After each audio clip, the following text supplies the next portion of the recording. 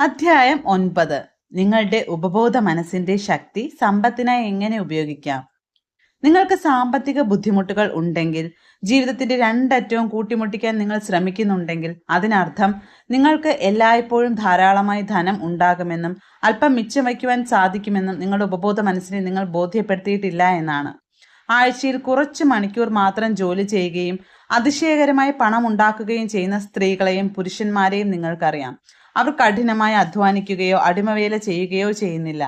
സമ്പന്നനാകാനുള്ള ഒരേ ഒരു വഴി നിങ്ങളുടെ നെറ്റിയിലെ വിയർപ്പും കഠിനാധ്വാനവും കൊണ്ടാണ് എന്ന കഥ നിങ്ങൾ വിശ്വസിക്കരുത്. അതങ്ങനെയല്ല. ആയാസരഹിതമായ ജീവിത രീതിയാണ് ഏറ്റവും നല്ലത്. നിങ്ങൾ ചെയ്യാൻ ഇഷ്ടപ്പെടുന്ന കാര്യം ചെയ്യുക. അതിന്റെ സന്തോഷത്തിനും രോമാഞ്ചത്തിനും വേണ്ടി ചെയ്യുക. സമ്പത്ത് എന്നതൊരു വ്യക്തിയുടെ ഉപബോധ മനസ്സിലെ ദൃഢവിശ്വാസത്തിന്റെ ഭാഗം മാത്രമാണ്. ഞാനൊരു കോടീശ്വരനാണ് എന്ന് പറയുന്നത് കൊണ്ട് നിങ്ങൾ ഒരു കോടീശ്വരനാകില്ല. സമ്പത്തിന്റെയും സമൃദ്ധിയുടെയും ആശയം എന്ന മാനസികാവസ്ഥ കെട്ടിപ്പടുക്കുന്നതിലൂടെ സമ്പത്തിന്റെ ബോധത്തിലേക്ക് നിങ്ങൾ വളരും. മിക്ക ആളുകളുടെയും പ്രശ്നം അവർക്ക് അദൃശ്യമായ പിന്തുണാ മാർഗങ്ങളൊന്നുമില്ല എന്നതാണ്. ബിസിനസ് തകരുമ്പോഴും ഓഹരി വിപണി ഇടിയുമ്പോഴും അല്ലെങ്കിൽ നിക്ഷേപം നഷ്ടപ്പെടുമ്പോഴും അവർ നിസ്സഹായരായി കാണപ്പെടുന്നു. തങ്ങളുടെ ഉപബോധ മനസ്സിന്റെ ശക്തി എങ്ങനെ ഉപയോഗിക്കണം എന്ന് അവർക്ക് അറിയാത്തതാണ് ഇത്തരം ഒരു അരക്ഷിതാവസ്ഥയ്ക്ക് കാരണം. അവർക്ക് തങ്ങളുടെ ഉള്ളിലെ അക്ഷയമായ സംഭരണശാലയെക്കുറിച്ച് അറിയില്ല. ദാരിദ്ര്യം ബാധിക്കപ്പെട്ട അവസ്ഥയിലാണെന്ന് സ്വയം തോന്നുന്ന ഒരു മനുഷ്യൻ ദാരിദ്ര്യം ബാധിച്ച അവസ്ഥയിൽ കാണപ്പെടും. സമ്പത്തിനെ കുറിച്ചുള്ള ആശയങ്ങൾ കൊണ്ട് മനസ്സ് നിറഞ്ഞ മറ്റൊരു മനുഷ്യന് ആവശ്യമുള്ളതെല്ലാം അയാൾക്ക് ചുറ്റും വന്നു ചേരും. സുഖലോലുപതയോടെ ജീവിക്കുക എന്ന ഉദ്ദേശത്തോടെ അല്ല മനുഷ്യനെ സൃഷ്ടിച്ചിരിക്കുന്നത്. നിങ്ങൾക്ക് സമ്പത്തും നിങ്ങൾക്ക് ആവശ്യമുള്ളതെല്ലാം ഉണ്ടാക്കാം. ധാരാളം മിച്ചം വയ്ക്കാനും കഴിയും.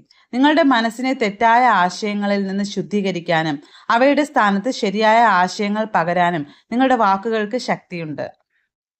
ഒരു പക്ഷേ ഈ അധ്യായം വായിക്കുമ്പോൾ നിങ്ങൾ പറയുന്നു, സമ്പത്തും വിജയവും എനിക്ക് വേണം. നിങ്ങൾ ചെയ്യേണ്ടത് ഇതാണ്: ദിവസത്തിൽ 3-4 തവണ 5 മിനിറ്റ് നിങ്ങൾ സ്വയം ഇത് ആവർത്തിക്കുക. സമ്പത്ത്, വിജയം. ഈ വാക്കുകൾക്ക് അതിശയകരമായ ശക്തിയുണ്ട്. അത് നിങ്ങളുടെ ഉപബോധ മനസ്സിന്റെ ആന്തരിക ശക്തിയെ പ്രതിനിധീകരിക്കുന്നു. നിങ്ങളുടെ ഉള്ളിലെ ഈ ഗണ്യമായ ശക്തി കൊണ്ട് നിങ്ങളുടെ മനസ്സിനെ തളയ്ക്കുക. പിന്നെ നിബന്ധനകളും അവയുടെ സ്വഭാവത്തിനും ഗുണത്തിനും അനുയോജ്യമായ സാഹചര്യങ്ങളും നിങ്ങളുടെ ജീവിതത്തിൽ പ്രകടമാകും. ഞാൻ സമ്പന്നനാണ് എന്ന് നിങ്ങൾ പറയുകയല്ല, നിങ്ങളുടെ ഉള്ളിലെ യഥാർത്ഥ ശക്തികളിൽ നിങ്ങൾ വസിക്കുകയാണ്. സമ്പത്ത് എന്ന് നിങ്ങൾ പറയുമ്പോൾ നിങ്ങളുടെ മനസ്സിൽ സംഘർഷം ഇല്ല. കൂടാതെ സമ്പത്ത് എന്ന ആശയത്തെക്കുറിച്ച് നിങ്ങൾ ദീർഘമായി ചിന്തിക്കുമ്പോൾ സമ്പത്ത് എന്ന തോന്നൽ നിങ്ങളുടെ ഉള്ളിൽ പ്രകടമാകും. സമ്പത്ത് എന്ന മനോഭാവം സമ്പത്തുണ്ടാക്കുന്നു. ഇത് എല്ലാ കാലത്തും മനസ്സിൽ വയ്ക്കുക. നിങ്ങളുടെ ഉപബോധ മനസ്സ് ഒരു ബാങ്ക് പോലെയാണ്, സാർവത്രിക ധനകാര്യ സ്ഥാപനം പോലെ. നിങ്ങൾ അതിൽ നിക്ഷേപിക്കുന്നത് അല്ലെങ്കിൽ മുദ്ര പതിപ്പിക്കുന്നത് എന്ത് തന്നെ ആയാലും, അത് സമ്പത്തിന്റെയോ അല്ലെങ്കിൽ ദാരിദ്ര്യത്തിന്റെയോ ആശയമാകട്ടെ, അത് വർദ്ധിപ്പിക്കുന്നു. സമ്പത്ത് തിരഞ്ഞെടുക്കുക. നിങ്ങളുടെ ഉപബോധ മനസ്സിന്റെ അപ്രമാദിത്വമുള്ള സഹായത്താൽ എളുപ്പ വഴിയിൽ സമ്പന്നനാകാൻ തീരുമാനിക്കുക. നിങ്ങളുടെ നെറ്റിയിലെ വിയർപ്പ് കൊണ്ട് സമ്പത്ത് ശേഖരിക്കാൻ ശ്രമിക്കുകയും കഠിനാധ്വാനം ചെയ്യുകയും ചെയ്യുന്നതാണ് ഏറ്റവും വലിയ ധനികനായി മരിക്കാനുള്ളൊരു മാർഗം. നിങ്ങൾ ബുദ്ധിമുട്ടുകയോ അടിമവേല ചെയ്യുകയോ ചെയ്യേണ്ടതില്ല. സമ്പത്ത് ഒരു ഉപബോധ ദൃഢവിശ്വാസമാണ്. സമ്പത്ത് എന്ന ആശയം നിങ്ങളുടെ മനസ്സിൽ കെട്ടിപ്പടുക്കുക. മിക്ക ആളുകളുടെയും പ്രശ്നം അവർക്ക് അദൃശ്യ മാർഗങ്ങളുടെ പിന്തുണ ഇല്ല എന്നതാണ്. സമ്പത്ത് എന്ന വാക്ക് ഉറങ്ങുന്നതിന് ഏകദേശം 5 മിനിറ്റ് മുമ്പ് സാവധാനത്തിലും ശാന്തമായും സ്വയം ആവർത്തിക്കുക. അപ്പോൾ നിങ്ങളുടെ ഉപബോധ മനസ്സ് സമ്പത്ത് നിങ്ങളുടെ ജീവിതാനുഭവത്തിലേക്ക് കൊണ്ടുവരും. സമ്പത്ത് എന്ന തോന്നൽ സമ്പത്തുണ്ടാക്കുന്നു. ഇത് എല്ലാ സമയത്തും മനസ്സിനുള്ളിൽ സൂക്ഷിക്കുക. നിങ്ങളുടെ ബോധ മനസ്സും ഉപബോധ മനസ്സും തമ്മിൽ യോജിക്കണം. നിങ്ങളുടെ ഉപബോധ മനസ്സ് നിങ്ങൾക്ക് സത്യമായി തോന്നുന്നത് അംഗീകരിക്കുന്നു. നിങ്ങളുടെ ഉപബോധ മനസ്സ് എപ്പോഴും പ്രബലമായ ആശയം അംഗീകരിക്കുന്നു. പ്രബലമായ ആശയം സമ്പത്തായിരിക്കണം, ദാരിദ്ര്യമല്ല. സമ്പത്തുമായി ബന്ധപ്പെട്ട ഏത് മാനസിക സംഘർഷത്തെയും നിങ്ങൾക്ക് മറികടക്കാൻ കഴിയും. പകലും രാത്രിയും എൻ്റെ എല്ലാ താല്പര്യങ്ങളിലും ഞാൻ അഭിവൃദ്ധിപ്പെട്ടിട്ടുണ്ട് എന്ന് ഇടയ്ക്കിടെ ഉറപ്പിച്ച് പറഞ്ഞുകൊണ്ടിരിക്കുക. എൻ്റെ വിൽപ്പന എല്ലാ ദിവസവും മെച്ചപ്പെടുന്നു. ഞാൻ ഓരോ ദിവസവും മുന്നേറുകയും പുരോഗമിക്കുകയും ഓരോ ദിവസവും സമ്പന്നനാകുകയും ചെയ്യുന്നു. ഈ പ്രസ്താവന വീണ്ടും വീണ്ടും ആവർത്തിച്ച് നിങ്ങളുടെ വിൽപ്പന വർദ്ധിപ്പിക്കുക.